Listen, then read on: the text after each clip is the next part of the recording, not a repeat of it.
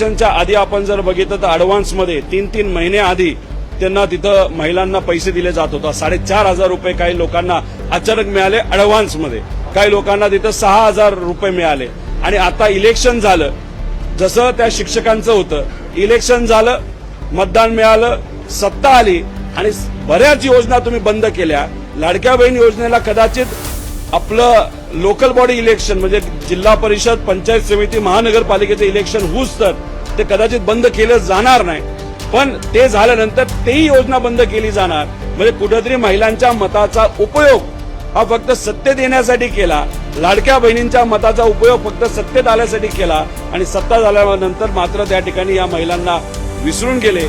29 पर्यंत नवीन नोंदणी होणार नाही आणि जेव्हा लोकल बॉडी इलेक्शन संपतील तेव्हा एखादा भाजपचा कार्यकर्ता जसा ओबीसी आरक्षणाच्या विरोधात भाजपचा कार्यकर्ता कोर्टात गेला होता, तसं भीती आम्हाला अशी वाटते लाडक्या बहीण योजनेच्या विरोधात एक यांचाच कुठला तरी कार्यकर्ता हा कोर्टात जाऊन जर यांना डायरेक्ट बंद करता येत नसेल तर कदाचित हे सरकार इतकं चाणक्यच्या विचाराने हुशार आहे, कोर्टात जाऊन ह्याला बंद करतील।